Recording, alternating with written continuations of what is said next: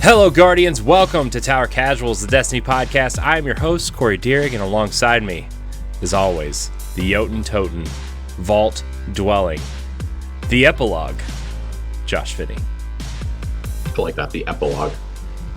Yes. We're like getting dangerously close to calling me the Alpha and the Omega, and I don't know if that's like sacrilegious or not. I mean, you'll always be the Alpha to me, Josh. You'll always be my Omega, Corey. Cool. I don't know if that's bad or whatever. I don't know either, but I'm going to go with it. I don't understand these weird fake Greek letters from a long time ago. Every time it's in the Bible, it's okay. It's in the Bible, it's okay. Whatever. Bible's not real.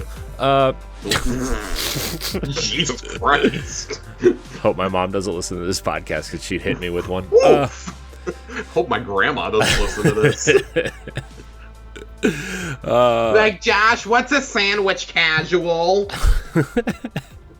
It's okay, it's okay, Grandma. Just drink your V8 juice. Oh man, it's good times. Good times, everybody. Sandwich casual. What a freaking week. What a freaking week. I know. Corey and I both had our respective homes flood. Yeah. So, if you're watching the video version, I apologize for the mess behind me because this is literally the only space where it's not like a consistent living space is the office. So there's a TV that hasn't been turned on in a year and a half. There's a crib. There's some furniture, bags of stuff. Man, I just, I don't even want to think about what is next. How's your flood, Josh? Good? I mean, mine was fine. Mine was definitely like less hard to clean up than yours because thankfully mine was just in the entryway. But I'm gonna inspect the damage on the bookcase behind me tomorrow. I've been afraid to look underneath where all the water went to see just how destroyed it is. Because I mean, you know these things. These things are cheap. They're particle board. I gotta know if I need to go out and spend $30 on a new one. My apartment complex has not emailed me back, despite me. I went in and talked to the manager, and I sent her an email with all the pictures, and she has like yet to respond to me, which is probably not a good thing. At the end of the day. Yeah, that sounds questionable at best, as they say. So, yeah, dude, it's there's still like 2 huge fans in our basement that are blowing water around. Like Roto-Rooter was here. Like the foundation, like restructuring people were here. Our landlord was here. It was a good time, and I was at work for it, and my wife had to deal with it on top of 2, children under the age of, 4. So it was right. It's, I don't know. I feel bad. I feel bad, but I also feel more bad for her because she was here by herself. So it has not been. It's not been a good week for either of us in regards to home ownership. Yeah, they got everything. Apartment rentership, I guess, for both of us. Yeah. Look, all I'm saying is the amount of money it's going to cost to fix what happened. I'm glad that we don't have to pay for it. It's fair. So, plus, like anything that was kind of destroyed or whatever is covered under the landlord's it's like a landlord insurance or whatever. And then anything that it doesn't cover, then we can claim it. But it was a good time. Good time this weekend or this week. Like I'm not gonna lie, I laughed a little bit. You were talking to our friend Colonel Panic, and you said that your Halo 3 Legendary Edition survived, but the Reach box did not. It looked much like Reach itself at the end of the game. Yeah. I will admit I had an ugly snort laugh when I saw that. I was just like, yeah, I definitely said that. It was I'm gonna find the exact tweet here. It was I already retweeted so many things I don't even know. Anyways, it was pretty funny. I chuckled at myself too. I was like, ha! I made that joke. Oh, I said, so tonight's agenda, trying to salvage what the flood didn't destroy. And Colonel said, Oh, he sent me this. He sent me an animated GIF of a flood attacking one of the priests or whatever. Mm-hmm. And I said, "Don't worry, Colonel Panic. My Halo 3 helmet survived, but the Halo Reach box, well, ended up like Reach," which is kind of funny. Also, real sad when you look at it, but also funny. So, anyways, Josh, we're here to talk about some Destiny. The end is here. The new season is upon us. It's approaching. When you listen to this, we are roughly 11 days away from the reveal. Yeah. We've got one more show to get through before the big hammer drops. The big one, as they say. So, I guess let's start there.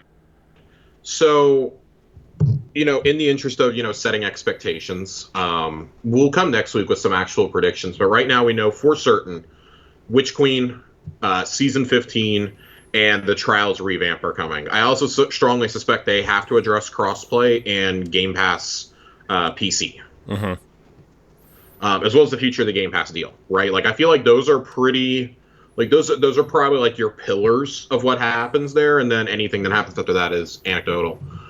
But with that coming up, I mean, it's funny. Like, I feel like in the air with, like, some of the Bungie employees we see on social media, with, like, members of the media, with, just people who play the game, like you and I.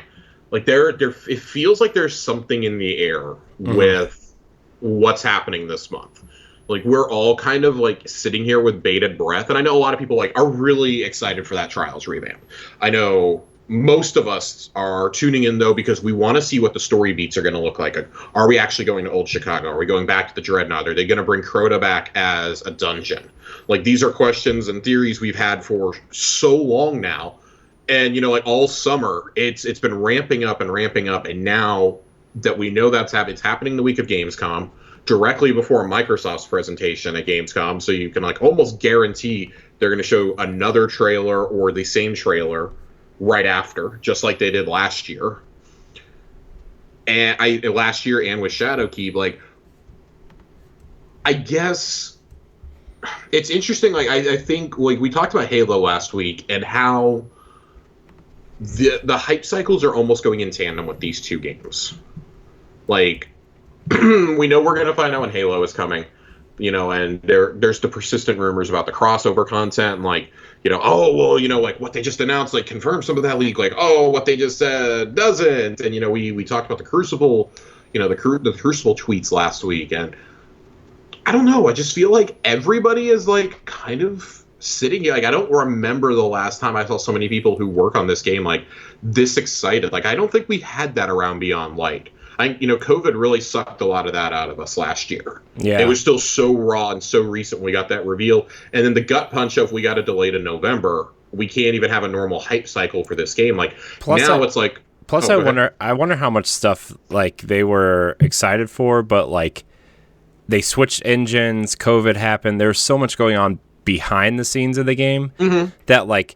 I mean, I think we've even talked about it a little bit to where, like, Beyond Light was a good expansion, and it definitely set the groundwork and a foundation for what's coming. But it definitely wasn't, like, their biggest expansion, The seasonal stuff that they did afterwards was really good, right, in the storytelling and everything. But, like, I feel like the Beyond Light campaign itself and maybe some of the side things weren't as powerful as something like Forsaken was. You know what I mean? Mm-hmm. So... maybe that, and now, like, I think everybody's excited for Savathun because I think everybody is expecting a Taken King style, like, massive moment, right? And I think, and as we get excited, I think maybe that gets the devs excited to show it off a little bit, maybe, Right. So, I don't know. I feel like since Destiny, or since Bungie left Activision, under the publishing or whatever, they're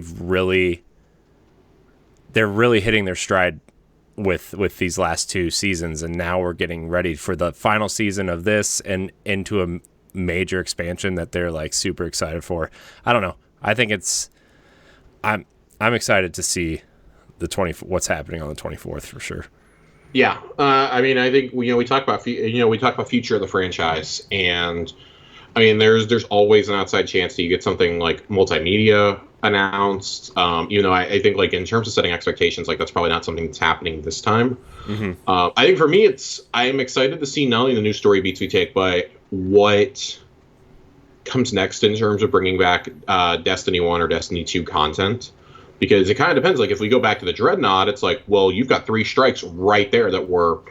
I mean, I don't know if widely loved is the terminology to use, but they were definitely a thing.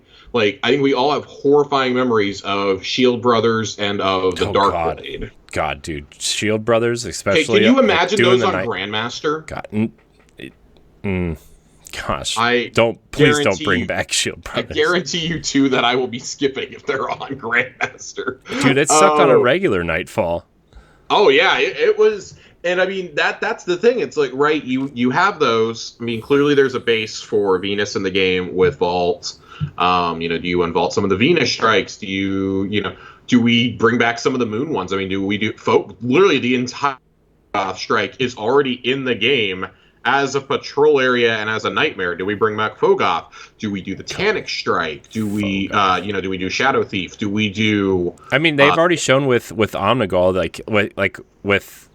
You can just switch out the end boss, right? Like, they've already shown us that they would do and that. I mean, I think they want to, like, kind of, like, walk that line very carefully. Because, like, I'm gonna be honest, like, of the ones to switch out, I don't think Omnigul was the one to do.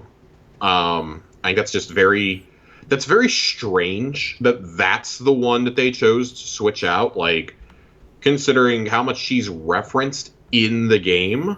Right. Like, in Shadowkeep and in, Vanilla D2, we had her mentioned a few times, and definitely in D1. Like, if you're going to keep unvaulting Destiny 1 content, like, you should probably just left that as it is, I think. Mm-hmm. But they changed it up just so we could have Shah Han get a moment of revenge where he doesn't actually get revenge because he doesn't do anything. Gosh, he's the worst. Dude, he's the fucking worst. I swear. I saw somebody say the other day, Hawthorne is literally the worst NPC that Bungie has ever made. And I'm like, nope. Shah Han, step on up, buddy. You have won the prize. You are the weakest link. You have been voted out of the Big Brother house. You must leave the mansion. Like, just anything you could think. You've been voted off of the island. I don't know. Like, there are so many things you can say here about Shah Han, and we could fill a book and not get to all the bad things. But you know what did fill basically a book up, Corey? What filled up a book, Josh? This fucking Schwab. Yeah, it was another beefy one. It's a beefy boy. We've got another beefy boy coming next week. They thought next week is when we're going to get into specific weapons and exotics. Weapon archetypes, exotics.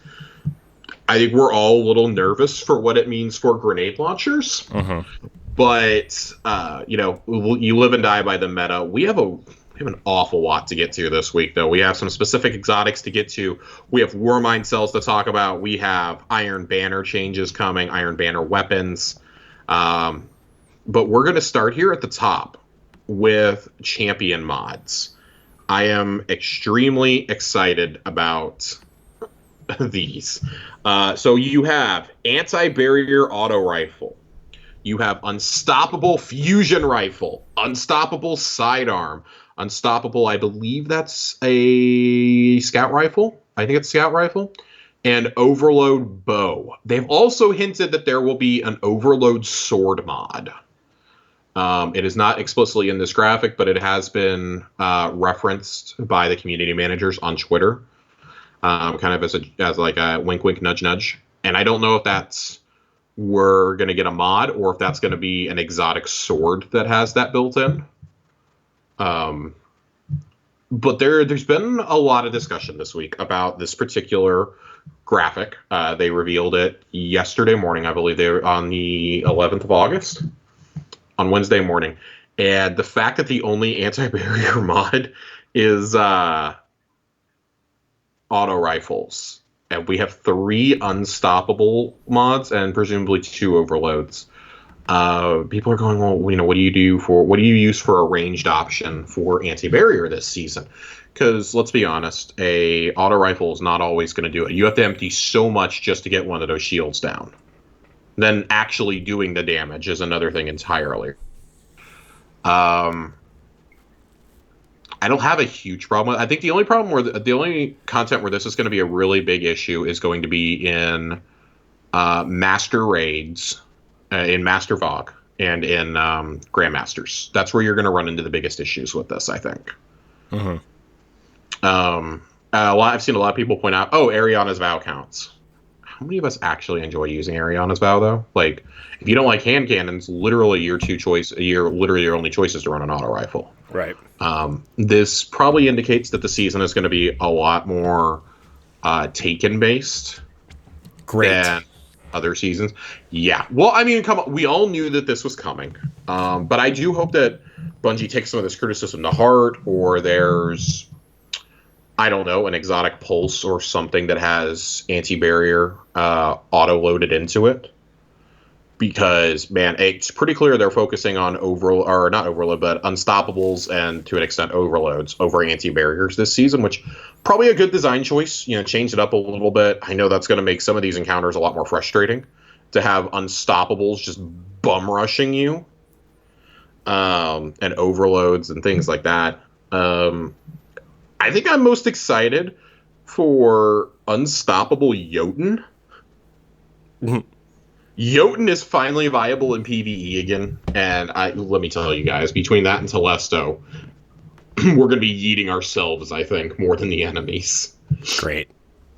I can't wait to run a strike with you and Nerd, or you and Colonel, and it's just like, you yeet us off with the Jotun. Yeah, it's definitely going to be a thing. I think we're going to have to see how these play out. I know a lot of people liked Overload Bow when it was in when I don't know if it was Overload. I think it was Overload Bow was in a few seasons ago. Everybody really seemed to enjoy it. In fact, it was during Chosen, I believe. People seem to really enjoy that. Auto rifle, scout rifle, pulse, like those seem to be, pretty normal ones. I do not like this trend of making sidearms a thing with the champion mods. Can we not? Can we not do this? This is continuing to be a problem. Not a fan. That is not something I want to be running. Also because I don't really have a sidearm that I really am in love with in this game right now. Last Hope was kind of the only other one, and just Bungie, if you wanna unvault that gun, you know where to find me. This feels like they're trying to force us to use cryesthesia. Yeah. They're just like, no, you will use this and you will like it. You will like it. But the first big change that we have here is something that's been requested for, since the game came to PC, since it came to Steam probably. I think that's when I started seeing this request around Forsaken, and it's only continued. It's only gotten worse. They thought they had a solution last year, giving it to us for, no cost on our legs. Well, it's still needed, and that is traction. So we'll talk about this. Traction mod feels mandatory for PvP on controller and unnecessary on mouse and keyboard. It's felt to be more appropriate as an accessibility option rather than a balanced choice. Players, including us, have also long felt maximum 10 sensitivity was not enough on controller, so we're making some changes to bring controller input closer to parity with keyboard mouse. The sprint turn speed scaler. God, that is a mouthful. Jesus. That's been added as an option, and as a result, they've removed the traction mod. So, if you play a lot of PvP, you're gonna just probably. I don't know that I've ever taken the traction mod off of my legs, unless I needed another scavenger or something for a raid. Or for a raid or for a grandmaster. Other than that, it pretty much stays on all the time because I do prefer the way that it moves. It's why I ran Stompies for so long when it was built in. Added additional controller sensitivity options. 1 through 10 will remain the same. 11 through 20 will increase over that. That's really good news for a lot of us. I actually play on low sensitivity, so I'm probably going to experiment with this and jack my sensitivity up a little bit. And then ADS sensitivity modifier as well. Very interested to see how that works out. But this is good news. The traction mod is being taken out of the game completely, and it's needed. The exotics that we're covering today, part of them are super regenerating exotics, and these are just kind of bullet pointed before we get to the big ones. These are the ones I think of all the changes I'm most excited for the exotics. I'll use these quite often. If you're a warlock, you're probably always running geomags. If you use Arc Blast. I don't remember what the actual name, but I'm completely blanking out on what the actual name is right now. And I've called it the Moira Beam for so long that I keep trying to call it that, and that's not what it is. But on these, the first set of changes coming in Season 15 have to do with exotics fund super energy. As a group, these tend to outshine other exotic choices, especially in high difficulty endgame activities. In some cases, they trivialize the content or make it the only reasonable option to equip for your build. Our changes here aim to standardize how these exotics work and place a cap on how much super uptime they grant by themselves. Some perks were reworked to be more generous with their refund minimums. There's also a new member of the family. So, Shards of Galnor is the first one here. I run this all the time. Like, it's embarrassing how often I run this because I really like using Blade Barrage. Mm-hmm. It's not a great super in PvE. In fact, it's like damn near useless. But I still really like using it. I definitely leave it on in PvP and in Gambit a lot of the time, since I'm typically running Divinity and high-end content. Shards of Galnor, though. Increase the amount of super granted for hits, but total super regen is now capped at 50%. That's good. You used to be able to get an entire super back. And there are some activities that are still glitched with Galnor. Really, the one main thing remaining is Mayhem. And I don't know if these are still going to be bugged in Mayhem. If they are, then, well, my Mayhem days are probably coming to an end. But I think that's good. It definitely makes it viable and a little bit more content. If you can land all your blades onto a big enemy, you can like definitely get your, or throw it into a whole group of enemies. You can get like half your super back right away. Combine that with people dropping orbs, and hey, you've got another super ready to go right there. Right. I know it's definitely busted in the Atheon encounter. You can just sit there and chuck shards over and over again at Atheon, which is pretty funny to do. Seeing the look on my raid group's face when I'm not on Nighthawk and I'm running Galnor instead has been funny. Mm-hmm. But it's usually in between me popping the Divinity bubble up for them. We have a couple of Titan exotics here. We have 3 Warlock ones. And the Titans, Ursa Furiosas, cap the amount of super energy you can regain once your super ends at 50%. And in fact, that's the only Titan one. We have 4 Warlock ones. I was mistaken. Skull of Dire Ahamkara, increase the amount of super refunded to kill, but total super regain capped at 50%. Capped at 50% seems to be the big one here for all of these. Phoenix Protocol, cap the amount of super energy you can regain once your super ends at 50%. Phoenix Protocol was one where if you were running it in endgame content, you could run that and pretty much constantly have your super up. I still think if you're running this in like a raid, you're probably going to be getting it back pretty quickly. Yeah.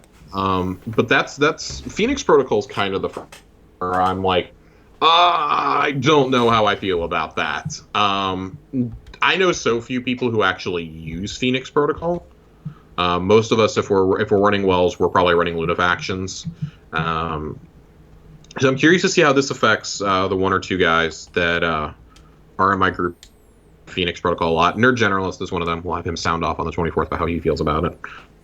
Storm Dancer's Brace now refunds up to 50% of your super energy after your super ends based on the number of kills.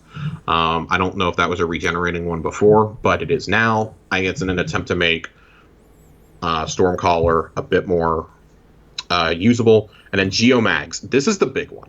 Removed sprint to top off your super, so no more sprinting around in trials and getting your super by like the end of round 3. Right. And having those constantly up. This uptime in PvP then was healthy and gave attunement of control warlocks an immediately renewable supply of super energy for paying for mod costs like special finisher in PvE.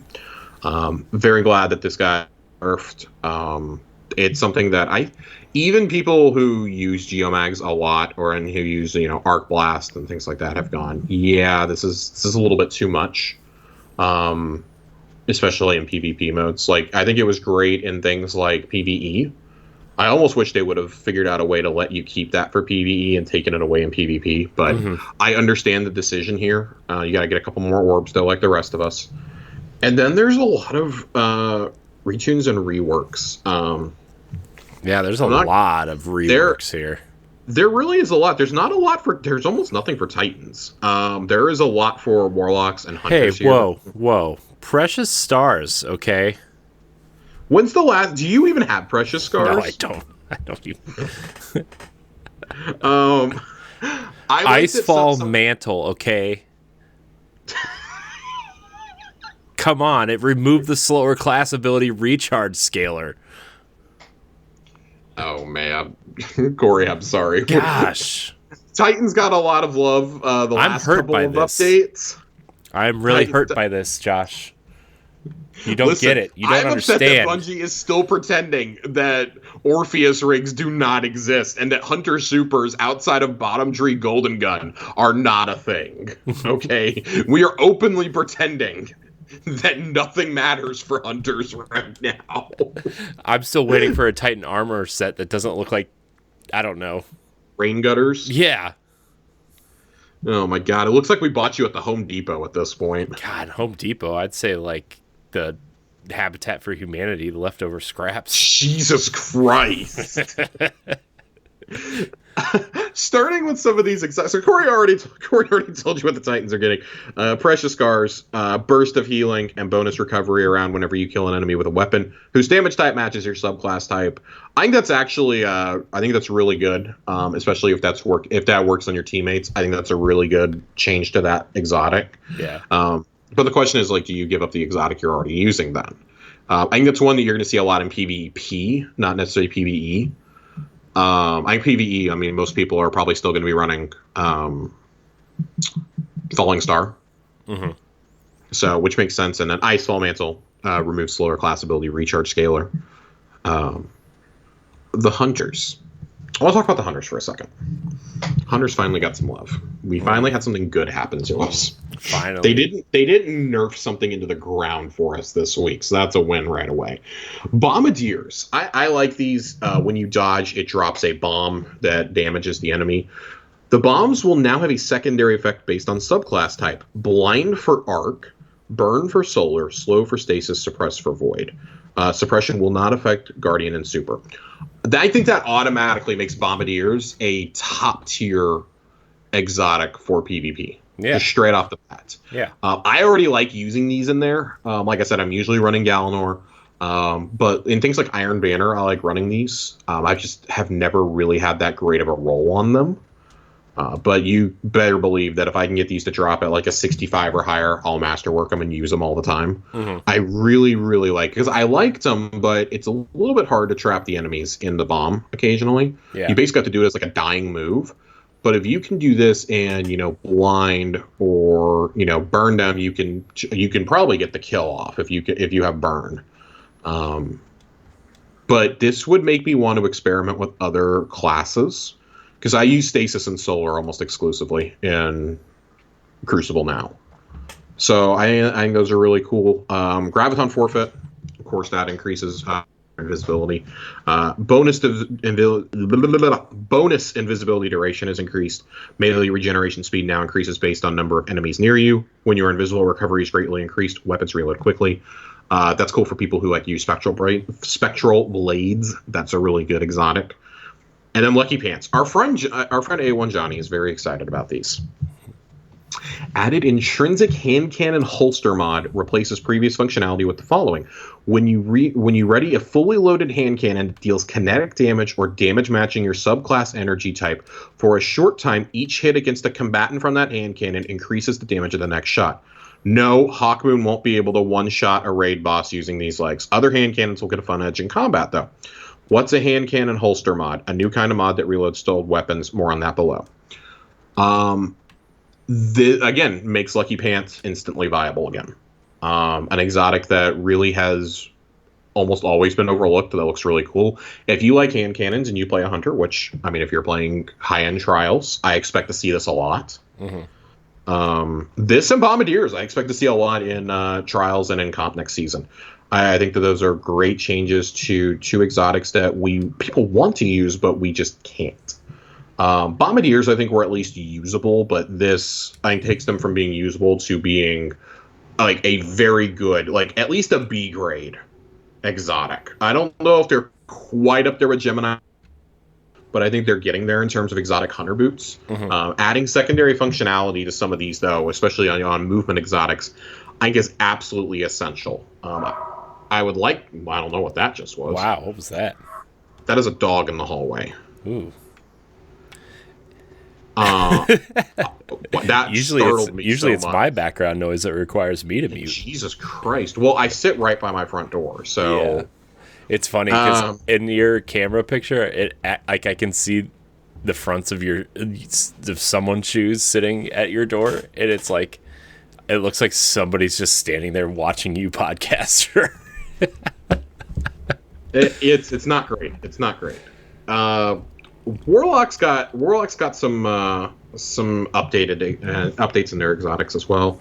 Verity's Brow, change the trigger when you get a weapon kill that matches your subclass energy type, and increase grenade damage bonus to 20% per stack, up from 10%. Stag will now grant damage reduction to allied guardians standing in your rifts, 25% against combatants, 15% against players. That's awesome. I think that makes Stag useful again too. But again, if you're and this is the interesting one. Like, I guess if you stack that with somebody already using a well and you drop a rift in there, that would help.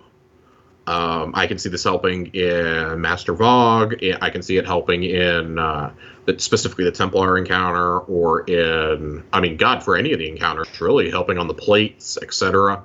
I think that helps a lot. 25% is 25%. I don't know. Interested to see how that one plays out. I don't really know anybody who uses Stag outside of Chelsea, and she hasn't played in like 2 years, so she only uses because it looks cool. Those are her exact words. So I don't know. If you're one of the five people in the world who uses Stag, let us know what you think about this change. I mean, look, it's all about fashion over function in Destiny. We all know that.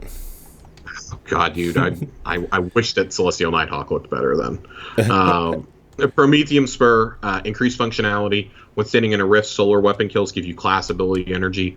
When your class ability energy is full, solar weapon kills will consume that energy and spawn a combination healing empowering rift at the target's location. Absolutely love this. Big fan of this.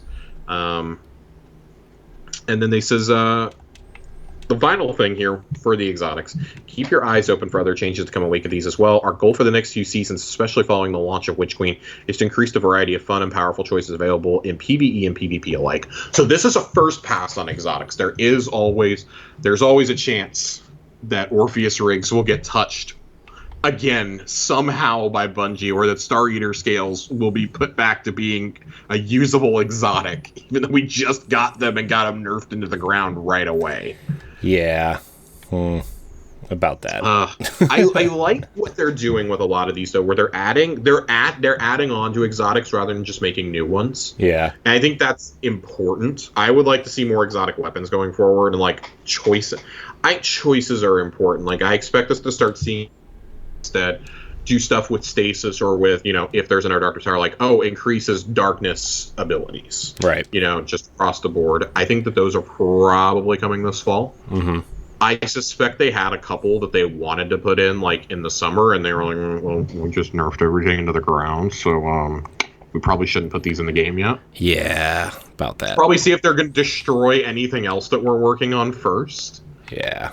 So, I guess before we move on from the exotics, like, do you have any takeaways? Do you have anything else to add there? I think a lot of it's pretty straightforward. Yeah, I mean, I think Destiny is always an evolving game, and I think if you're going to keep older stuff in the game, and like, because they took out sunsetting, and exotics aren't sunset at all, right? I think making sure that if you're going to keep those in the game, they need to at least stay somewhat relevant, and I think that these changes are good. most of them across the board. So I don't really have anything else to say. I mean, they pretty much said the Titans are perfect. So, Titans are perfect. That's all I have to say. Titans are perfect. I don't know if I agree with that, but moving on. There's some updates to how some mods are going to work, and there's a new mod we get to talk about. New mod. So, yeah. And these are all for ammo economy. Very excited for this. But specifically say here, running double ammo scavenger mods made it too easy to have 100% uptime with special weapons in PvP and PvE. In PvP specifically, we believe this is an important factor in how oppressive certain special weapons feel. Reducing their effectiveness is a step towards addressing that. We're prepared to revisit this depending on how it plays when it's out in the wild. We're also looking to improve Ammo Finder to make it a bit easier to earn special and heavy in PvE. Thank God! Right. I cannot tell you how many times I've done an entire strike with no divinity or no heavy dropping. I cannot tell you how many times endgame content, and you have to have like special finishers on at a certain point or heavy finishers to get stuff at the risk of not having your super when you need it. Right. Because it just simply will not drop otherwise. And then you play other ones where it's like, dude, you just keep dropping it. Like why can't you do this when I have nothing? Right. So, Ammo Finder will now have an increased chance to spawn ammo on kills with primary weapons and a further increased chance with exotic primaries. Love it. Big fan of it. Thank you. Love it right there. Thank you. Thank you, God. Thank you. Multiple copies of scavenger mods of the same type no longer stack. I don't know if I like that. Then again, I look at the current mods that I have equipped on my armor, and it's like all grenade and sniper mods all the way down. From when I've been doing Inverted Spire Grandmasters for the last couple of weeks, trying to get. I got that Adept Plug 1. I did not bring my roll with me to talk about tonight, but I will bring it up next week. I'm very excited about it. Maybe I'll have a special sniper to talk about too. Ooh. Yeah, I need to earn it next week first. I've yet to earn any of them, so instead of earning the regular one, I'm just going to go for the Adept one. Might as well, This is the mod I'm most excited for here, though, and it's holster. A lot of us have auto-loading holster on like our slug shotties, on some of our Vorpal snipers. Mm-hmm. It's gotten to the point where we're almost ignoring other perks with auto-loading holster. Right. I like this as a mod, though, because this is a new type of like armor mod that will gradually reload stowed weapons of the matching type over time. Multiple copies of holster mods of the same type will increase the raid ammo as reloaded. So I really like that. If you really want to double down, and make sure you're you don't have auto loading on your sniper, but you have snapshot Vorpal or something. Mm-hmm. You want that to be constantly reloaded high-end PvE, you can stack those mods. Good. The following weapon types will have holster mods: auto rifle, fusion rifle. All Jotun all the time, baby. Jotun all the time. Power grenade launchers. That's a very good one. I like that. I like that they differentiate here, too.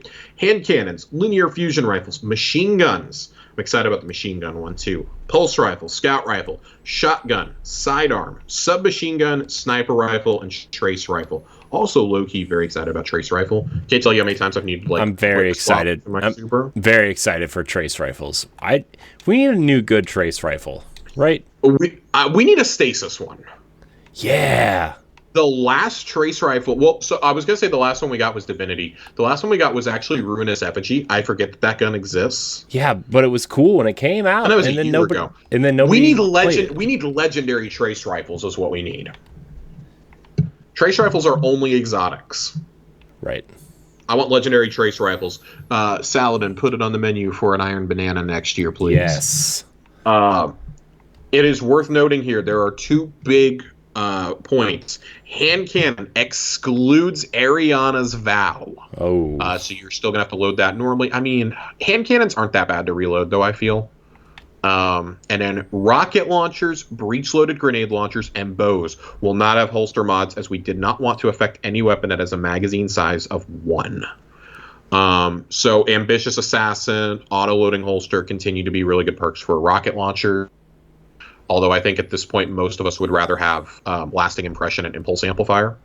Yeah. That seems to be the go-to for rockets these days. Breech loader, grenade launchers, Ambitious Assassin, man, all the way. Get that Salvager salvo out there. That's what you want to be using. Great changes here. I like those. I run ammo finders and scavengers a lot, obviously, in high-end content. And holster, I mean, I plan on using this whenever I need to run something like I need to run Anarchy. I'm probably going to have one of these on. I'll have this with an ammo finder. Right. Because now that it's going to increase with primary kills and especially with exotic primaries, I feel like that puts less pressure on me to put special finisher on. Or to put heavy finisher on, you just do them to the corresponding ones. And it gives me more mods to go earn because I've got like 3,000 mod components. Jesus Christ. That I can't use any of them. I get to use like 10 a season. So I'm gonna need some way to turn in these mods. The final big change that we have here is Warmind cells. We knew that this was coming. We all knew it was coming. They've let them run rampant forever. Again, high-end content is where you see a lot of Warmind cells. I have a few friends who have managed to master them. Of course, friends of the show, A1 Johnny and Nerd Generalist, are usually the guys I see running Warmind. Matt tends to run them too. Yeah, Mitch was telling me that he's been building a Warmind build. I'm like, well, that's probably not the right. I'm glad you spent the time on it because it's about to get nerfed. That's what I told him. I was like, oh, well, you picked a great time to start building a Warmind build. I mean, they've run rampant for about 18 months. The duration of the pandemic is basically how long they've been in the game. And these are mods that a lot of people, I feel, didn't really start understanding until Beyond Light. Yeah. And when they started putting them into the artifact mod. And so I want to read what they specifically say here, this paragraph. To be blunt, these are too powerful. This is not a surprise. Even at their introduction, we knew they were very strong. That was the whole point. At the time these were created, they were only expected to last for about a year so we could push the envelope on something cool and flavorful, knowing they wouldn't be around breaking things forever with the force of Rasputin. They would have time to shine, but eventually leave and make room for the next exciting thing. Now that they're able to remain viable in in-game content indefinitely, we think it's necessary to bring them down to be more in line with what the rest of the sandbox is capable of. If we didn't, it would cause ongoing problems for activity design and weapon rewards. I like that they say this because that, to me, is the clearest indication we are getting something new, a new kind of mod in this next season that required Warmind cells being nerfed into the ground. Right. That means I like that. I don't think they're necessarily just taking it from 100 to 0. Right, but it's not going to be like they're going to want you to go chase whatever this new thing is, right?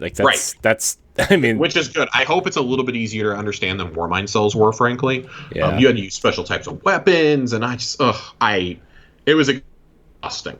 I would spawn them unintentionally sometimes. I like using the Ikelos weapons a lot. Still do Ikelos SMG. Since I got my God roll last summer. I love the Ikelos shotgun, and I still want to run Prophecy to get the new one because I still haven't gotten it. So yeah, it took me several runs to finally get it to drop for me, and thank God I got a God roll on it. Yeah.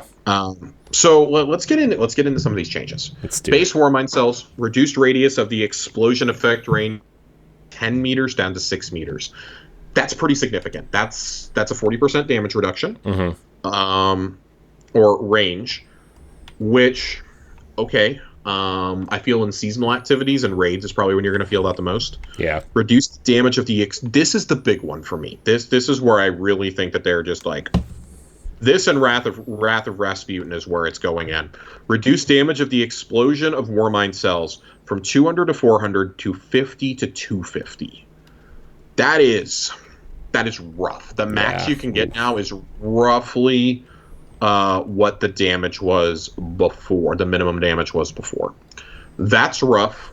I don't think that this means that they're no longer viable, but I think that this opens the door for you to, obviously, like you said, chase the new thing, use different seasonal mods. We don't have to rely on Warmind cells anymore for higher-end content. And to be fair, I don't know how many of us were really using them anymore. I think they were still being used in raids and Grandmasters, but I don't personally remember the last time I was running an activity with a friend and they were using them. And like I said, I'm good friends with 3 people who were very deep into that, had builds entirely built around Warmind cells. Yeah.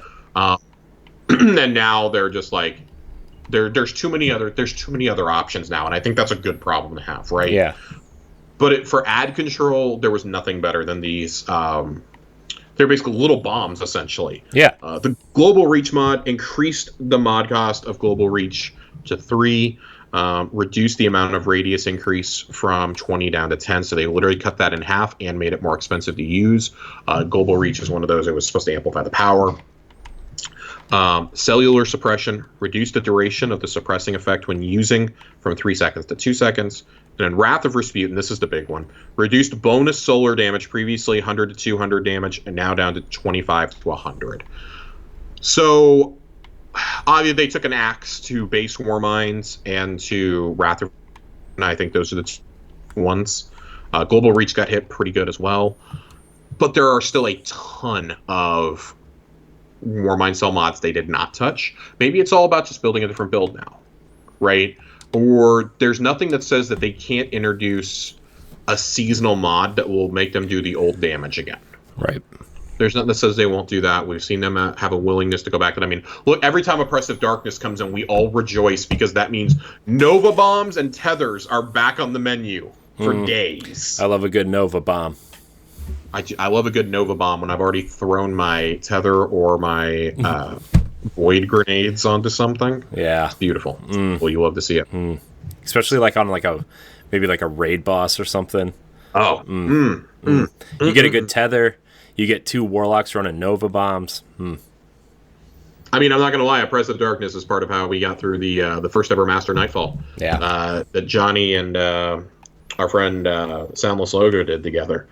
And that was the season that Shadowkeep came out. So we didn't have any of these fancy toys yet. And we were doing a Master Nightfall. It was terrible. Well, it was absolutely terrible because we ended up doing it on... that just seems like a terrible idea. We did it on the Hashladoon strike, too. Oh, Because it was the last possible day we could get it done to get the title, and we did it. That's brave. It was terrible. We were having problems on all of them, but just finally had to sit there and try for a few hours. We also have Elemental Well changes. There are 2 mods getting improvements in order to make them a more competitive choice when compared to other combat-style mods. Elemental Armaments has an chance to spawn an Elemental Well based on the tier of the enemy defeated, and Font of Might's base duration has been increased to 10 seconds and increased the damage bonus provided from 10 to 25%. I don't know anybody who uses Elemental Wells. I think Nerd and I tried it a few times and it just didn't go well. There were better choices. There were Warmind cells. There were Charged with Light. Charged with Light. Thank God they have not taken an axe to Charged with Light yet. I have a feeling that that's coming with Witch Queen, though. Yeah, that seems like something that's going to be... That feels like the next one. I think that it got a bit of a reprieve for now because it's... They updated some of the mods recently. Like, I think not last season, but I think it was during Hunt... You all right there, Josh? Something happening?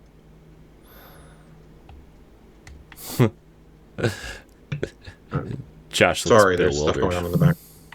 I don't remember what I was saying. Anyways, I got distracted by the noise. Is probably getting an axe taken to it in the Witch Queen because then it'll have been 2 years of that without it being touched for the most part.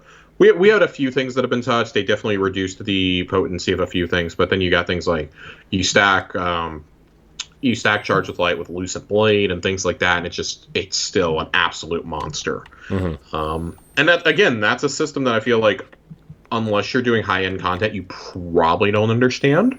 Yeah. But even I've gotten to the point where I don't feel like Charged with Light is essential anymore, and I think that. With some of these, right? Let them run rampant for a while, but then make it to where, like, reduce them just a little bit to where they're not the only option, and, like, a lot of things are kind of equal again, and you have this new thing that comes in. New thing for you to come in and master. I think Elemental Wells were supposed to do that, and they catch on. Yeah. So, and that is it for all the ability changes. Like, that's the big chunk of the TWAB this week.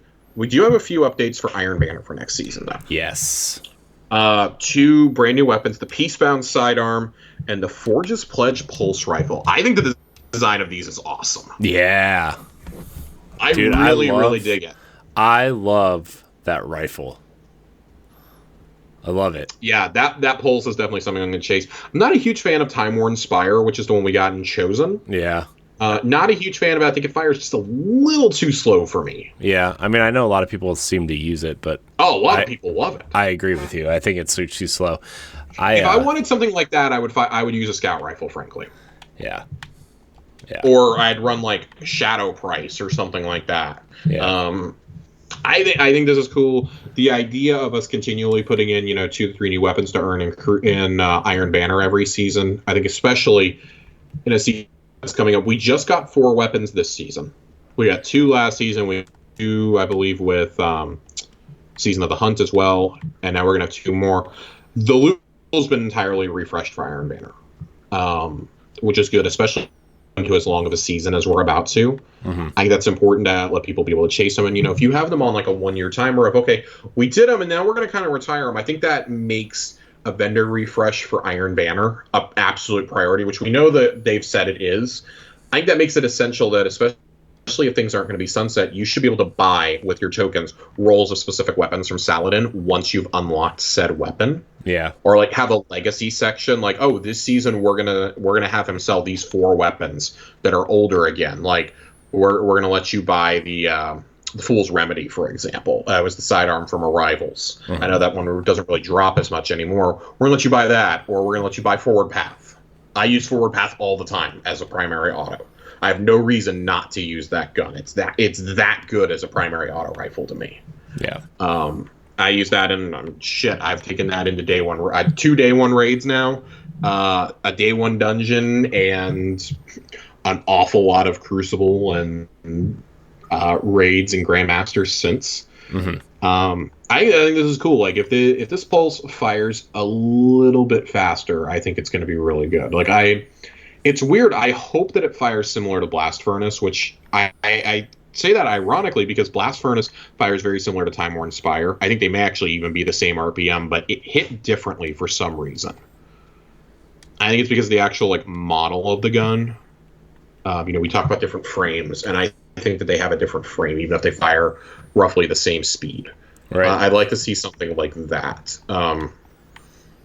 That's one of the things I'm going to talk about next week. We talk about things that we hope to see, going forward. And for me, it's bringing back a lot of the forged weapons. That's one of the things I want to see. Yeah. The remaining prime weapons. I think that those are 2 prime opportunities. Those are very good guns that were taken out of the game. If you're not going to sunset things, basically, I think they're going to eventually bring back everything and update them. Sunset them and then bring them back with new perk pools. I'm okay with that. But eventually bring back everything except for those 4 very problematic guns, which is the whole reason sunsetting was introduced, right? Right. But that's not all. Iron Forerunner armor. Let's talk about this for a second. This reminds me of the Japanese set that we got several maybe even a couple of years ago at this point. Yeah. It's very reminiscent, at least in terms of the chest plates. The chest plates and the legs, I think, are very similar to that. Yeah. I'm gonna go through these. I like the Titan helmet. I'm actually a pretty big fan of it. The horns. I see, like, the Titan helmet's like the only part of the set I don't like. That's funny because, like, I think they almost look like squid tentacles in a way. Like, this is very clearly supposed to be like an under the sea set. Yeah. And it's funny because the description literally says pulled from the depths of forgotten seas. Yeah. The Hunter helmet is just god awful. Yeah, what's happening there? What's happening? That's terrible. The cloak, I think, is kind of cool if it's not like one of those that like isn't actually a cloak. Yeah. I think the whole like having the crown, it almost looks like Crown of Tempest from the Warlock. So I really like that. What is going on with that Warlock chest piece? The like firecrackers? Are those party favors? They look like empty rolls of toilet paper. Are those like are they toilet paper wrappers? Are they going to play telephone with their guardian friends? To be fair, the Titan Mark has those too, and it's like, what's happening? The Titan Mark has them. I don't see them anywhere on the Hunter. I do. Just think like right there on the shoulder. Oh god damn it! I see it. Oh my god, my cloak is going to be made of it. Oh no. TP cloaks for hunters, guys. I hope the Warlock bond is those 2 little horns. I hope that's what that is. I don't know, like outside of like the foofiness, I don't know. A1 Johnny texted me about this today, and he's like, dude, new Iron Banner set. He's like, this is ugly as hell. And I was like, I haven't seen it yet. Like, I'm sure it's not. I defend the Iron Banner sets a lot more than I should because the Hunters usually look pretty decent. Holy hell, this armor looks terrible. I don't defend the Titan awful. armor. I don't defend the Titan armor at all because it always looks ugly. I like the Titan chest piece, though. I will say that. You said it before we got rolling. It finally looks like you're not wearing rain gutters. Yeah. It looks like you were invited to like a normal, but like what is that like a fucking like crab claw coming out of your arm? It is. It is. I don't want to talk about it. It is. I kind of like it. It's. I'm zooming in to take a look at this. Like I don't think that's terrible. It's ugly. Why are there so many buckles? There's seatbelts on all this armor. Somebody played some Kingdom Hearts before they designed this armor, and they're like, you know what? You know what Destiny doesn't have enough of? There are so many fucking like Velcro like buckle things on this. Like, did we step into like Payless or something? Like, holy hell! Look at the Warlock though. It's covered in rope. It's covered in rope, dude. I want you to and look at the Titan's like waistline. It's so bad, dude. There's 6 buckles. There's one for like the utility belt. I'm counting on the Hunter. We have 6 on the chest piece alone. We have 3 on each arm. We have 4 more on the chest piece as you go down, and 2 across the groin. Oh my god, dude! I swear to God, their shoes are just gonna be like big ass buckles. Just lean into it, guys. Lean into it at this point. This looks terrible. I can't wait to never use this, but I do like the perks that they're providing with it. Like, what are the belt buckles even doing on the Hunter chest piece? They're not servicing anything. They're just there. Dude, I don't know. It's like they took the command strips and put them on. It's so bad. Give us some rope or like some wire or something, like tie it back behind us. I don't know what to do. Like, dude, I don't. What are these buckles? I don't want to talk about it. I'm mad. This helmet is so bad. It looks like they broke into someone's car and all they stole were the seat belts. Dude, I'm saying, like, it's not even, it's like they're fanny pack belts. That's what they are. Yeah. They found all the fanny packs. They went to the ruins of Universal Studios Orlando, pulled all the fanny packs out of the collapse, and then made armor with them. Oh my gosh. What are they doing? The Warlock chest piece looks like Christmas crackers. Have you ever had those? Christmas crackers? Yeah, they're like little party favor things that you pull open that look exactly like that. You got like a little toy or a little hat in them or something. It's a European thing. It's okay. Well, if you have ever had Christmas crackers, I want you to let us know. Yes, please let me know what a Christmas cracker is. Let Corey know what a Christmas cracker is. So, and don't send me a picture of White Santa, please. Jesus Christ. I do like this though. The Iron Lord's Pride intrinsic perks. This is going to be built into the armor sets. I think this is a signal of things to come with new armor sets, right? Wearing a piece of this armor grants a small chance of an enhancement prism dropping at the end of an Iron Banner match. Each additional piece worn increases the chance, capping out at 4 pieces total. I think that's really cool. It's a way to earn, more prisms, ultimately more golf balls. I think that's cool. I'd like to see a perk like that introduced in like each mode going forward, maybe. And I think this is kind of testing the grounds for the Witch Queen. For like, when we do the Gambit, Crucible, and Vanguard sets, maybe we'll do that. Like this is a perk we already see in Ghosts. So I think this is really cool. It's mainly there to help those who are grinding out activities. But you wear this set as ugly as it looks. Slap some Universal mods on it or something, boys and girls. Please. You do that, just become giant. I wish they. We talked about this already maybe it was like a couple weeks ago. I just want like universal ornaments of the sets of armor. Like, I don't know. Just keep going. I'm already upset. I'm already upset that I'm going to be some weird looking fish person. Like Guillermo del Toro is going to make a love story out of me or something. Dude, I'm saying I like how this looks. I'm a big fan of this. I think this is really cool. I want to see more of this in other activities, and this definitely is. We talk about playing around with things, and that's 6 months to gather the data and decide if you want to apply that as a perk to something else. But change it up. Give me a chance at cores. Maybe give me a slim chance at a golf ball. I don't know, like planetary materials. Planetary materials, glimmer. Like, I think there's a lot of things you can do here, right? Like that we already have. Hell, give me a set that gives me like extra XP, like 5% extra XP. I don't know. Like there's plenty of things you can do here, and I really like that. Kind of closing out the Schwab though. New Prime Gaming bundle up. Fireworks emote is part of it. If you've never gotten the fireworks emote, go get it. I like it a lot. And there is an exotic sparrow in it. Yeah. So a little interested about that. It looks terrible, but I'm curious to see what it does. Vanishing Point exotic sparrow. And then beyond that, I mean, there is not a lot left in here. Just we're getting very close to the end of the season. It's happening. I would again suggest that you use all of your Vanguard tokens because they are about to go away. You have 11 days left from the time of us saying this. 10 days. 10 days because servers are going to go down, obviously, the morning of the 24th if they don't go down Sunday night. Right. So get those tokens turned in. Scrap everything you get because you're probably not going to get a good roll on anything. And get a lot of those cores. Maybe have a chance at some prisms.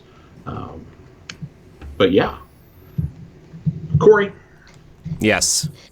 Before we go into the lore. Yes. We have a topic that was specifically asked by one of our listeners to bring up. Let's do it. I like listener questions. I like listener question too. Stonky2 wrote in. Yeah. He goes, thank you for your question, by the way, Stonk. I appreciate it. He goes, I want to hear you guys' thoughts on the epilogue and on the rumors of a certain nerd from IO trying to contact us. Let's start there. We actually went through the entire Schwab, and we have not talked about the epilogue yet. We normally do story content at the top.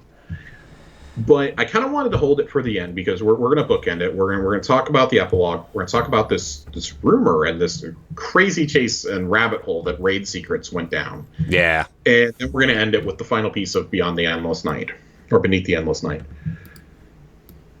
The epilogue, like as a whole, I think I was a little bit disappointed that it was just another override. But I think we all knew from the second that we were dropped into the Scourge of the Past boss arena that something was going to happen. Yeah.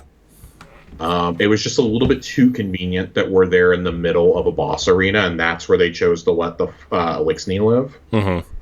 I think the dialogue you get when you go to the helm is really cool. Like you get a summons to go to the helm immediately, and like the servitor is freaking out, and you listen to the message from Lakshmi and what she's saying, and it's dark. Mm-hmm. It's dark. It's dark shit.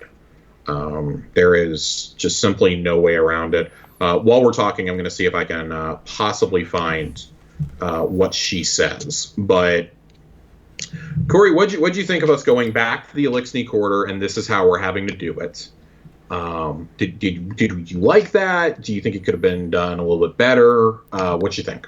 I mean, it could have been done a little bit better, I think. But I mean, overall, I kind of realized that this is like, if this was like a big expansion story, like huge story moment, or huge like, I don't know. I feel like this main campaigns of the major expansions have more production behind them than the seasonal stuff. I'm actually surprised we actually just got a cutscene in general, because it's been like those animated art slides, right? Like, don't get me wrong, those are cool, right? Like the Saint 14 one was cool. The Zavala one was like a lot of the ones that we've seen during the course of this expansion have been cool, but we don't usually get a full cutscene, right? And that cutscene was really cool, by the way. Revealed a lot of it. Let's go there next. Okay. The cutscene. I'm not able to find Lakshmi's dialogue. But she basically says something to the degree you kind of get the impression by the end she's talking to Osiris, that she's been taught how to open a portal. And there's two different versions of this mission. There's one where you get the Vex in the city, and there's one where the Taken show up. The ending is still the same no matter what. It's still killing the Vex. And this cutscene, though, when we're looking at this cutscene, I think it's very cool for what it symbolizes. You see some drags and some vandals running, and they're backed into a corner, and you see, Mithrax is, and if you're listening to the dialogue during the mission, Mithrax and Saint are talking. They're getting overwhelmed. We see at the end they're in the Elixir Quarter defending them. You can't actually see them during the mission, but they are in the cutscene. They're defending in the Elixir Quarter, and Mithrax basically is like, go. You have to protect your people, and I think it's so powerful what Saint says. Saint bellows, like he yells it back at him. I am defending my people. You are my people. And this is a guy who at the beginning of the season still hated the Fallen, and it wasn't until Mithrax shared the legend of Saint with them that he really changed. And Mithrax tells him, if we fall today, the new legend will be how the Saint stood with us until the very end. And then out of nowhere, a Nova bomb. Saint can't reload. He starts punching the Vex like he always does. And then a Nova bomb comes down out of nowhere. And it's like Korra floating down. And then you have Amanda Holiday shooting with the chaperone from behind them. We can talk about how badass Amanda is for a second. Yeah, dude. She just walks up. She's runs into the arena. And she comes in with a sniper. She's no-scoping them, man. It's great. That's a joke in case you didn't get it. Yeah. Chaperone shoots from so far away that it might as well be a sniper. Yeah. I think that was really cool. And then, of course, you have Zavala show up. And them with defending... his D1 Vanguard auto rifle. Dude, it's so bad. Like, can we get my man a gnawing hunger at least? Like, come on, dude. I've got like 15 chroma rushes in my vault. You can have one. Help yourself. All of the characters have like their like specific weapon. Even Amanda has the chaperone, right? Like, well, I mean, so that at least makes sense. That's that's her family's weapon. I know, but that's what I'm saying. Everybody has a weapon. Did she jack that out of my vault? I want to know. I mean, like, Cade has Ace of Spades, right? Right. Even Saladin has his own weapons. Why was Zavala sleeping in like the armory or whatever? Because like what that gun reminded me of was that very first mission, the homecoming mission of the Red War, where Shaq steals my raise lighter. Yeah, Shaq's like opens the door and he's like, and it says pick up a weapon. My sword, and we have all these generic ass weapons in there. Yeah. They're just basic blue and orange Vanguard weapons, and Zavala runs in with one of those. I'm like, oh my gosh, come on, guys. Come on. And meanwhile, while all this is going on, Osiris is standing on a building just watching it. And once they defeat the Vex, the portal is closed. Osiris turns and walks away. And Ikora notes afterwards that Osiris he's missing. Yeah, she's like, what did she say? She's like, I haven't been able to locate Osiris. Yeah, she hasn't been able to locate Osiris. I've referenced a few times this season that I got spoiled on something major the very first day of the season. What I got spoiled on was that Osiris goes missing at the end. And so that, like, we've joked about Faux-Osiris, but I mean, if you read the lore, like, quite literally, it's pretty much explicitly told to us, like, Osiris is not Osiris. Yeah. And if it actually is him, that's terrifying, because he's doing this without them. Yeah. I think the cutscene is really cool. Again, like, I really wish we had a theater mode, because I'd like to go back and rewatch this without having to go to YouTube. There's so much here that is just really, really, really good. I'm trying to find Saint's talk that he gives you at the end. Saint and Ikora both have really good dialogue at the end of all of this. And I'd like to find where it is. If it's, of course, it's not on Ishtar Collective yet. It's not on Ishtar Collective, which is entirely possible. I don't know. You No, that's definitely not it. I'm looking. I realize like this was really bad, and I probably should have had this pulled up ahead of time. It's not on here yet. I'm sure in the coming weeks it will be. But yeah, Saint is troubled. Saint and Ikora are both troubled that Osiris is missing. And if you go to the tower, Osiris's character model is actually missing from the tower. It's not there. Yeah, it is actually down in like the bazaar by where New Monarchy used to be. Yeah, yeah, it's definitely not there. That is probably the latest confirmation that we have, but it is what it is at the end of the day.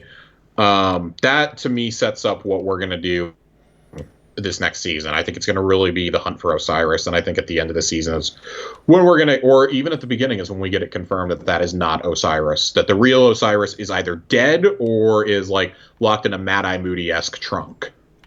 I still think that's where we're going. He's going to be in a I think that's where I think them killing off Osiris, like, and then just being like, oh, by the way, we did this, would just be like, so underwhelming.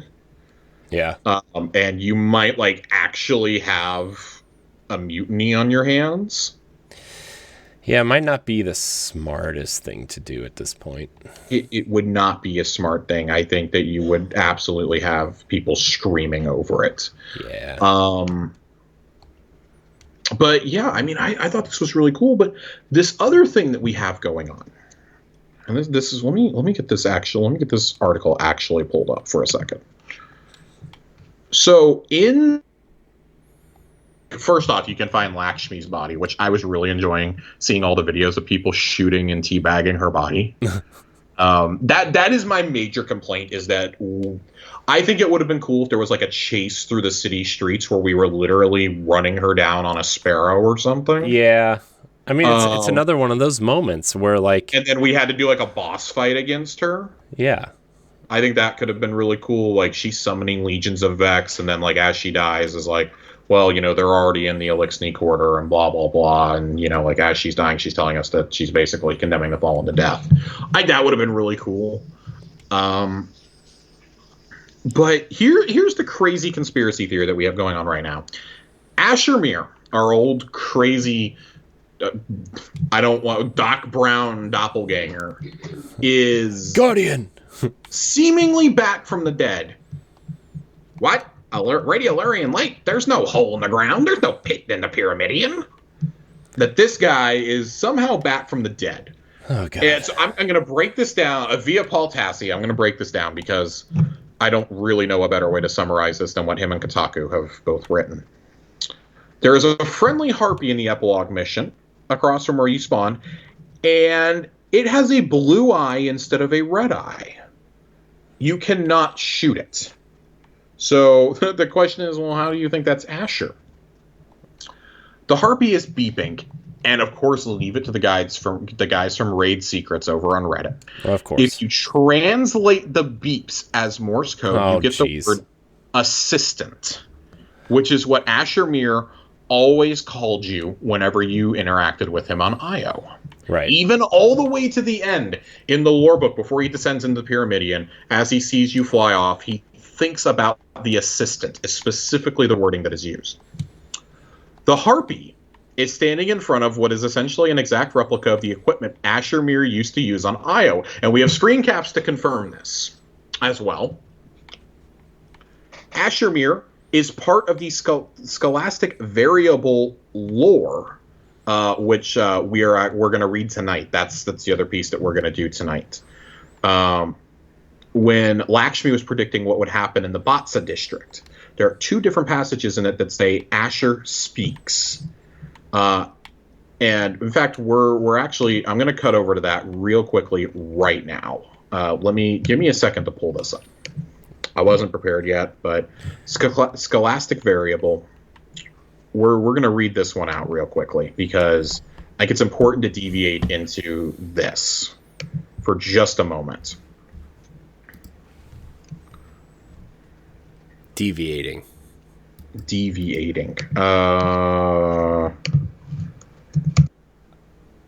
It was not where I thought it was. There we go.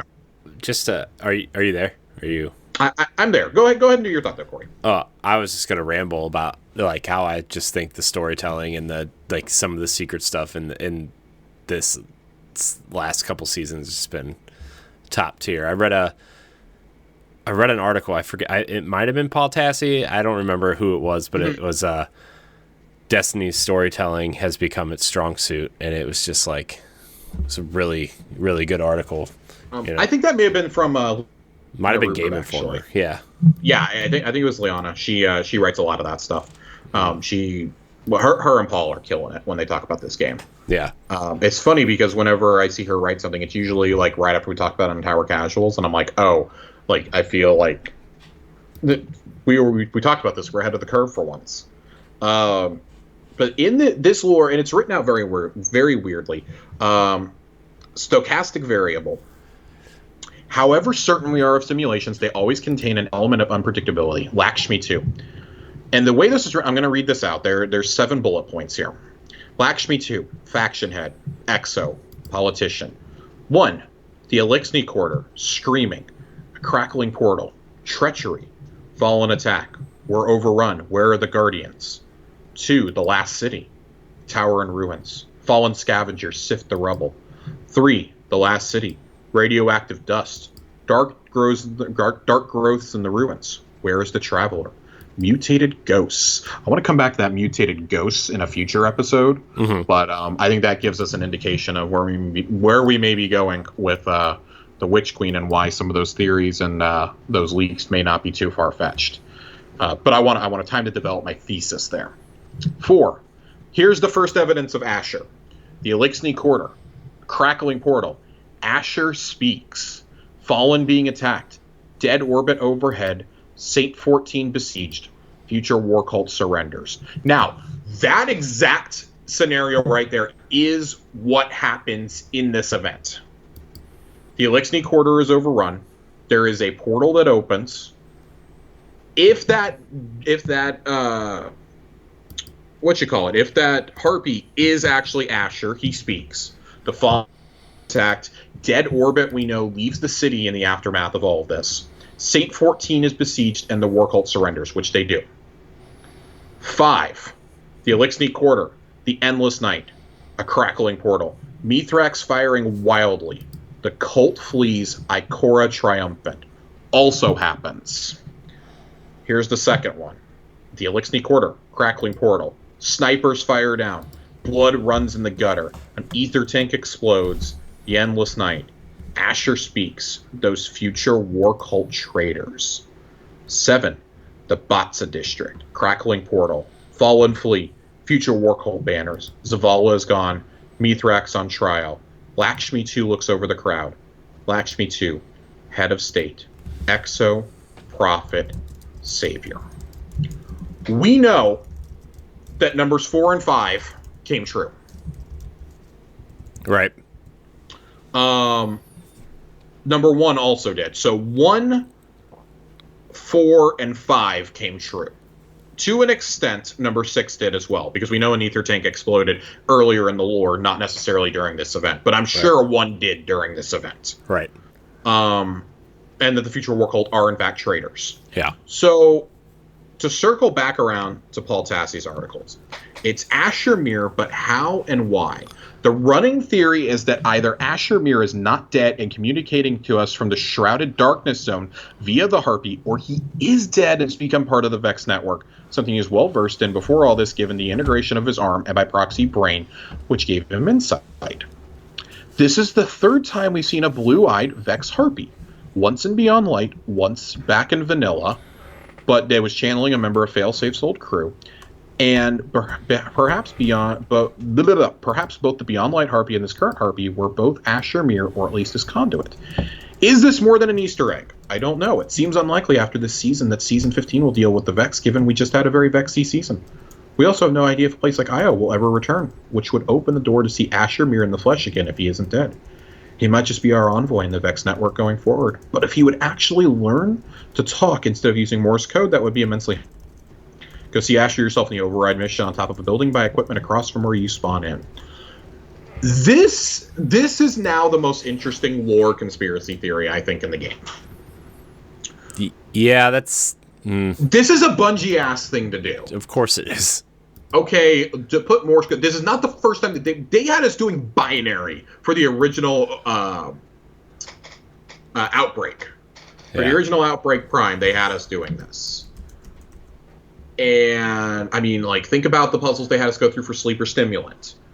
That they've had us do for, Bastion, for the Corridors of Time. Like, this is far from the first time Bungie has put something in like this, because they know somebody's going to find it, Reddit or Twitter is going to solve it within the day, and we're all going to freak out over it. That's why Niobe Labs was such a big deal when nobody could solve it, and they had to just unlock the Forge for us. Right.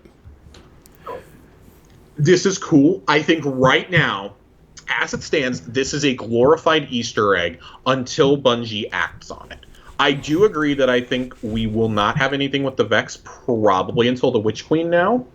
I highly doubt next season is dealing with the Vex. Yeah, I don't think so either. The Vex, to me, are one of the endgame races of all this. I've said I think the Hive and the Taken are ultimately the end, but the Vex very clearly are intertwined with the Darkness. Judging by Destiny 1 content, judging by Destiny 2 content, they're very closely tied with the Black Garden. I mean, the Black Garden's the birthplace of the Vex, essentially. Right. Yeah. Well, not really the birthplace, it's like a holy place for the Vex, almost. Yeah. I still think we're seeing the actual Forge that they're from eventually in a raid, but that will probably not be until Lightfall, maybe even the expansion after. Like, maybe that's where we fight the Darkness for real. Yeah. This is really cool, though. I think this opens the door for NPCs to really take more of a starring role. And this is something we've wanted to see for a long time, right? NPCs fighting alongside us in these missions, programming them to fight with us. The level of interactivity we've gotten this season and in Season of the Chosen, I think, and even Hunt to an extent, has been awesome. It's been awesome. This is what we wanted for a long time. I really hope they keep going forward, and that the holo projectors and things like that aren't just, it's easier for us to do than cutscenes because we're not together right now. These hand-drawn cutscenes or these artistically done ones aren't just because we don't have the budget or because we're not together. That makes it easier to tell stories through than animating a full-on cutscene like this. It's a lot of budget went into making this, clearly. And I'm really happy this cutscene didn't leak ahead of time, even though the plot point did. Yeah. I think this is really cool. It didn't get data mined and posted all over the internet or something. The only thing that you posed to me earlier, Tuesday, I think, when we both got to see it, was where's Crow? And I think that is the biggest question here, is where is the Crow? And my personal theory is that, because Zavala said he was sending him off to scout things last season, and Crow very clearly has not been off scouting. He's been watching over the Elixir. I think it would have been cool to have him piping in and being like, instead of us going into the network to fight a Vex, like the Vex actually shows up there in the city and we have to fight it, and like you see sniper shots coming down from above and it's Crow. Or he shoots a sniper bullet. It does make sense on the other hand, though. He is not masked. Only Zavala and Nikora know who he is. Right. And I do think that is going to be one of the main plot points of Season 15. There is already clearly dissension in the tower. This could quite possibly break the city between... The factions are gone. They literally wrote the factions out of the game. Dead Orbit has taken the Future War Cult and the New Monarchy and has left the city. Factions are gone. Faction rallies are never coming back. Please, Thank God. Please. No, I want my faction armor. I want my faction ornaments I was never able to get. I want the catalysts that we weren't able to get. I'm very upset about all this. I mean, you can bring them back. Just don't. Just do them. Don't do them the way you did them in vanilla. They were bad. I just find it funny how they said that they were, before Forsaken, like, we're reworking faction rallies, and they just pretended they didn't exist anymore and never brought them back. It's so funny. It's a little funny to me. It is funny. I'm not disagreeing with you. Rip faction rallies. I think this is great. I think this is great. This is absolutely a favorite conspiracy theory right now. When Bungie puts something like this into the game, it's never just a wink and a nod. No. It will eventually come around, whether it's now or it's 2 years from now. Like, they'll do something with this eventually. Right. I think sooner is better with this, though, because you're going to lose access to this once Witch Queen comes out. Yeah. So I think sooner is better. I think whatever this is will be resolved at some point in the next season. Because did they say are they unvaulting any of the old locations for Witch Queen? Did they say anything about that yet? We have no idea yet. Luke Smith's last stance was, and this was back in January, February, he said they were not unvaulting anything for Witch Queen, and a lot of us were trying to figure out, well, does he mean like unvaulting Destiny 2 content, or is he saying no Destiny 1 locations are coming back? And I mean, we've said it so many times on the show, it's almost nauseating at this point that we really, really, really want to see the Dreadnought come back. Yeah. You know, we addressed it earlier on this episode even. And that's going to be a big part of my predictions next week, is that I do think it's coming back. I think there's story reasons for it to come back. Yeah. It would make sense. That's where Savathun and Xivu Arath have kind of been chilling this whole time. I don't know what else you do at that point. I think that if you do that, like similar to how Toland is our guide usually in the Ascendant Plane, I like the theory that Asher is that for the Vex network. So there's no way we never go back into the Vex network. There's just no way. Yeah. We're going back in at some point. There are obviously aspects of the Taken being in there because of Quaria. I mean, hell, maybe he even shows up in the Witch Queen raid. Like, I don't think Wario's truly dead. I've expressed that. Like, yeah, maybe I don't think so. In the Witch Queen raid to help us defeat her once and for all. Yeah, I mean, it's going to be like a first or second encounter. I feel like. I don't know if I like the idea of him being a harpy or him talking through the harpy better. I think both are completely plausible, knowing what we know about what Asher goes to do in the Pyramidion with the pyramids there. I'm leaning more towards he's actually in a harpy. But, and I mean, John had this prediction. What if they unvault Io and we do the Pyramidion strike, and instead of us fighting good old Brotheon or whatever his name is? I don't think that's the name of the giant Vex you fight. we fight fucking we fight Asher in a giant Minotaur instead. What if he's just like this big ass harpy that you have to fight? What if it's just like how terrifying would that be if it was a harpy the size of like Atheon? I mean, that's a pretty big harpy. It's terrifying. Imagine that shooting at you. What if it's just Asher? What if it's just him? You just fight him. I mean, I've said for a while that I think we need to be fighting Guardians. Yeah, but he's like big. Like he's just huge. Do you have any final thoughts on the Asher Mirror conspiracy theory? No. I feel like I'm kind of starting to talk in circles. Yeah, I mean, I think it's cool. I don't really have anything else to say about it. I think there would be more to talk about if we knew what was happening already after the 24th. But yeah, we may have to circle back to this conspiracy theory on the 24th. John and I may be frantically Googling to bring this back up. Or once the season comes out, like Corey and I may have to talk about it on the 26th. But I want to read the final piece of Beneath the Endless Night. It's going to be our lore corner for tonight. And it's going to be we're gonna close out with this. It's one of the more somber pieces of lore this season, I think, in a season that's had a lot of like really, really heavy lore. Survivor's Epitaph is especially one that's really stuck with me. Foe Cyrus telling Saladin, not to go talk to Zavala. That, the people don't trust Saladin anymore, which is almost a bold-faced lie, certainly. Yeah. To sow dissent in the tower. And it feels like a tower schism is still coming. Like they've avoided a civil war for now. So let's go ahead and read Memorial, and then we'll kind of talk about wrapping up this seasonal story arc. 10, Memorial. The air upon the wall was thin. Lakshmi was right about that. Mithrax stood in silent observation of the memorial above the main concourse. He leaned against an iron railing, watching guardians and citizens alike moving below, Elixni with them. The Dreg approached the memorial and led his child to stand among the mourners. Urged forward by a gentle nudge, the child gingerly placed a gilded eggshell at the memorial's base. Gold soldering sealed a myriad of fractures, making a once broken egg whole again. Mithrax's throat tightened at the sight. It was a memorial for a child. Lost. The walkway behind Mithrax groaned as Saint 14 cut a large silhouette against the clear sky. Shoulder to shoulder they stood, and neither spoke.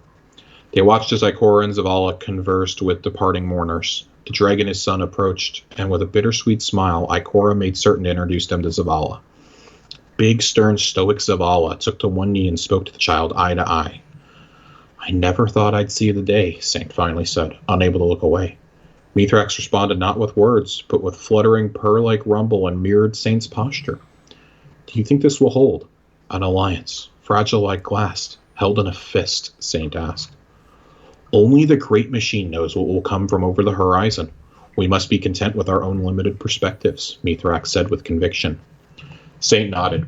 Down below, Amanda Holliday drew their attention as she knelt before the memorial to light a candle. She stood and stepped back, lingering. Mithrax and Saint watched in silence as she rose up on her toes and began scanning through the crowd, as if she were looking for someone. She gently pushed through the throng of people and reached out to another mourner in a white cloak. Both recoiled in surprise, Amanda seemingly apologizing to the cloaked woman at some misunderstanding. They exchanged brief words, awkward laughs, sympathies. When Amanda caught sight of Lord Saladin, however, she took her leave and disappeared into the crowd. Mourners parted around the Iron Lord, respectful of his space and reputation, as he laid a handful of spent shell casings at the memorial with reverence. The offering's meaning was lost on Mithrax. When Saint rose from the memorial, he turned and looked up at the pair on the Overwatch, his face cast in shades of doubt, remorse, and uncertainty as he quietly departed. I do not know that one, Mithrax said with a look to Saint. He seems unhappy. Saint slowly shook his head. Lord Saladin, he clarified. He has lost many. Lost his heart, his hope. Lost so many, he believes he stands alone, even when surrounded by others. I understand his pain. I see. Saint thinks on how Osiris would describe it. His cautionary tale. Mithrax heard the ache in Saint's voice. And how are you? Saint tensed at the question. The railing in his hand creaked as his grip tightened and bent the metal. I am fine, he lied. Indeed, Mithrax said with his best affection of sarcasm, and then placed a hand on Saint's shoulder. It is not above a warrior's station to feel pain, not above a warrior's station to express spirit wounds. Mithrax's grip firmed on Saint's shoulder, reassuring, stabilizing. Not above a warrior's station to break. Saint nodded in half-hearted agreement. I should go, he said in a tone to Mithrax. Didn't quite understand. Thank you, Kell of Kells. You are a true friend. Go well, Saint, Mithrax said with concern. Find your lost phoenix.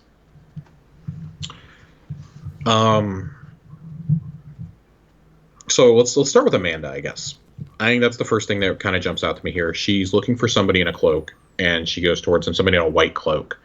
It's pretty clear she's looking for Crow. Yeah. So I think that sets the mystery. Where's Crow? Where's Osiris, obviously? Mm-hmm. Fosiris. We're going to call him Fosiris. That's not Osiris. Fosiris. I think that kind of sets up for Amanda and Saint to probably be the primary NPCs for next season with you. Yeah, there's almost no way Mithrax isn't as well. Yeah.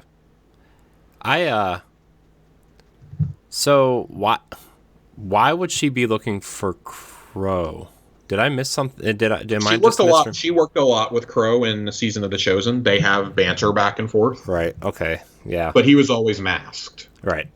So, and I think that a whole new ripple is added to that. Because I mean, she's clearly still just devastated by Cade's death. Yeah. She's one of the ones in the tower that it clearly weighs on Zavala, but on her it seems to weigh more than any of the other NPCs, any of the other characters. Yeah. The storytelling they're doing with Saladin, though, that they did in Chosen and that they did this season, even though it's quietly been off screen this season, has still, I think, been very powerful. He's unsure of what to think of after we negotiated a truce with Keitel. We have a ceasefire temporarily, and now we're welcoming the Elixni into our city, and he's watched so many of his friends die to both.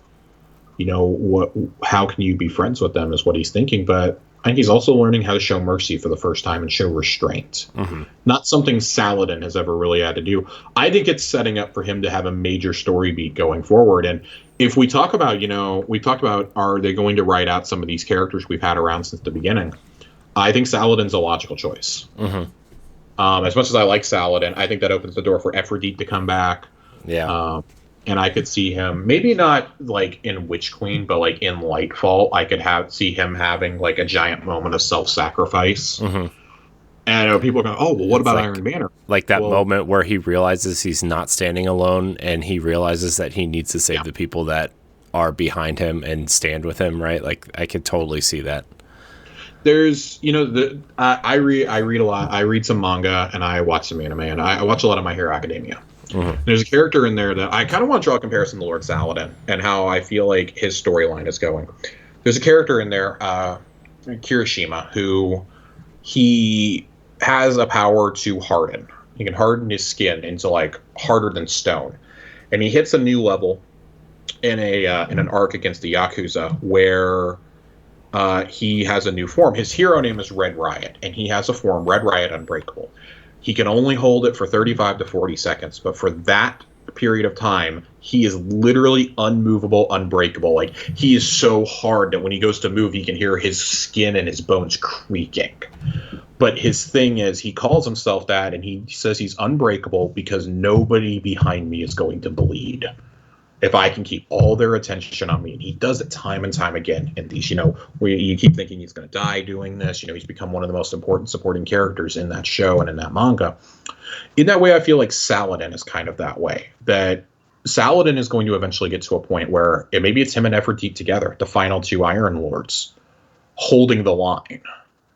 Basically saying, in Rise of Iron, he tells us, you're the first of the new. And then really picked up on that plot point again, and I think we're overdue to visit that. But you do that, maybe you combine that with an Iron Banner rework. Like, Shax continues to run the Iron Banner in memory of his friend. I think there's a lot coming for Saladin in the coming seasons and in the coming years. But that it's ultimately, if there's one character that's going to sacrifice himself, it's going to be Saladin. It's going to be one of the Titans. It's either Saladin or Zavala. It's one of the two. I think it's going to be Saladin, just because I still think Zavala is still too important right now. I think he's too big. I think he's too big of a name. I think that you kill off Lance Reddick, you're killing off the guy who not only acts in your game but plays it pretty regularly too. I think you're really you're risking some stuff there, I feel. And with Crow, Crow's not here because I think Crow's in the Dreaming City right now. I think he's about to encounter Mara. Yeah, I think so too. I think we're going to. I think Mara Saab is back in this season because this is it. This season 15 is that, unless they magically announce, hey, we're doing a season 16 too, because 6 months is way too long to go without new content. Which I'll both be happy and I'll be pissed about. I don't want another season of content right now. I think you would be able to bring that, and then maybe have Mithrax, maybe brokering the peace, between Mara, Crow, Petra, the city. All these factions are going to be at each other's throat. And then, Future Warcult is still out there. Future Warcult, Dead Orbit, New Monarchy have all left the city. They are still out there. We don't know quite what's going to happen there. Maybe there'll be a new leader that we have to face or something. It's pretty clear the Dead Orbit leader is in charge, because the leader of New Monarchy, I believe, is in custody. Or he's dead, one of the two. He's either in custody or he's dead. Dead Orbit has taken the remainder of those factions that wish to leave. And the rest, it's presumed to have gone into hiding. Korra makes it clear, not all of them were complicit in this plot. But Dead Orbit was already planning to leave. They refused to be a part of the coup. They made it clear, we're leaving soon. Yeah. I still hold to the theory that I think Dead Orbit comes back at some point to help evacuate the city, like they did during the Red War. That's their whole purpose, is to be able to continue humanity stars. Maybe we don't see the factions again. Maybe we see them at the beginning of whatever the next destiny is after the end of Light and Dark. Maybe they finally have done what the Exodus mission said to do, and they've colonized an outpost somewhere. And we see the good old My Chemical Romance-esque leader of Dead Orbit again. I think there's plenty of possibilities here. I think this opens up a lot of those. I think it's important to see that Zavala and Ikora are mourning too. This is an Elixir memorial. This is, this isn't necessarily for just humans. And I do think that this is something that they're going to put in the tower. I do think you're going to have a permanent addition to the tower, similar to the hole that is in the tower from the Impact of the Almighty. Yeah. I think you're going to have something either where the Guardian Game statue is or where the Solstice of Heroes statue normally goes. Yeah. I think there's going to be a permanent addition to the tower somewhere. Yeah. Which, I mean, if it's an evolving world, like, you kind of have to do that, right? Yeah, of course. So, I like this, though. I think it's a really somber ending. Next week, hopefully, I'll be able to do the final piece of lore from this season for the exotic ship that I thought was going live this week. But apparently, there may be one final mission next week. And maybe as simple as just going and interact. I personally think it's going to be us seeing this memorial on the tower and just going up and interacting with it for a free ship. Mm-hmm. Similar to how we got the emblem for the thing that we did with the Almighty Wreckage for being part of that. Yeah. And for the live event when the darkness, sunset everything. There were things given away during those. And they've made end of season events a thing. And I really like that. I hope they continue that trend.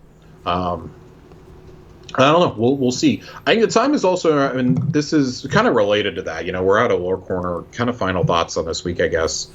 When I look at something like the Epilogue, I saw a lot of people saying it felt half-baked. And I think it feels half-baked because we're now legitimately at a point where I think the old consoles are now holding us back.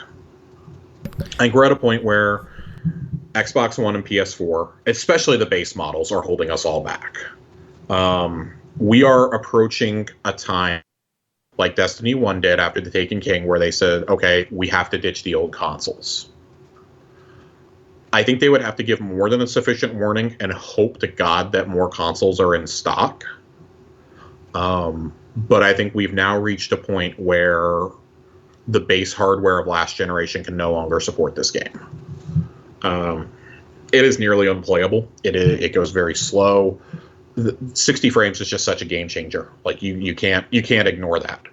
Yeah, I mean the Xbox One base version runs at sub 30, right? Like it's just it's gross. It's real bad.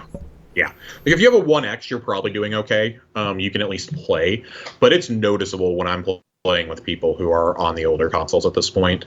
I just think at some point you're going to have to leave them behind. I mean, maybe this is one of the first games that uses the thing that Microsoft talked about, which is being able to play games with cloud enabled, and that's going to let you play older games on Xbox One.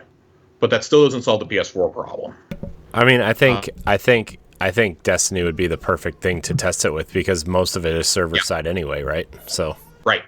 A lot of it is. I mean, you have the locally downloaded files, but yeah, you still have stuff running there, and I mean, you have to have stable internet connection and all that. But we're now at the point where we have to at least start having the conversation about moving on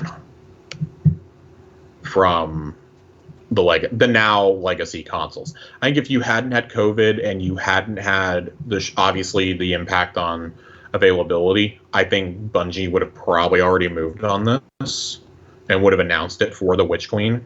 I said it a couple times. I was very surprised they didn't do it last year.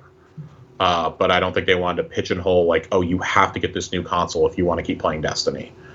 I think with Witch Queen being delayed to first quarter 2022, that gives you another holiday season to get through. There's already 10 million PS5s and almost 7 million Series X's and S's out there. I think and not to mention cloud gaming for Xbox as well. You're going to get to a point after Christmas where if they don't outright tell us in 2 weeks, I mean, then they very well could be like, hey, we're giving you 6-7 months warning. Try and get one of these consoles because we plan on moving. We plan on moving on. We've got to leave something behind at some point. We don't want to wait until Lightfall to do it. We don't want to have a whole another year and a half after this conversation of us supporting these older consoles. It's just getting harder and harder. So, we will definitely see what happens. Yeah, what was it? What was it for Taken King to Rise of Iron? What was the time they gave us there? 6 months? 3 months. They told us in June, and it happened in September. So, and I think what they're doing now is obviously way more ambitious than that. Yeah, for sure. So, Sorry, my son is crying in the background. No, it's all good. Let's get on out of here, Corey. All right. I want to thank everybody for watching and or listening to Tower Casuals. Remember, you can email the show at towercasuals@gmail.com or follow us on Twitter at Tower Casuals. Please give us your questions, comments, concerns, thoughts. We want them. So, Josh, where can we find you? Twitter at Josh_Finn, 2 N's. And starting at the end of this month, I'll be back for my final run, for now, on Q List, doing Brooklyn Nine-Nine with our friend Logan. Nice. Yeah, you can find me at I am Corey in HD on Twitter. If you like Nintendo stuff, you can find me on Nintendo Power Block. Yeah. I think that's it. I want to thank everybody for watching or listening to Tower Casuals. Remember to leave us those 5 stars and a nice review on iTunes if you're listening to us there. And we will see you next time. Goodbye.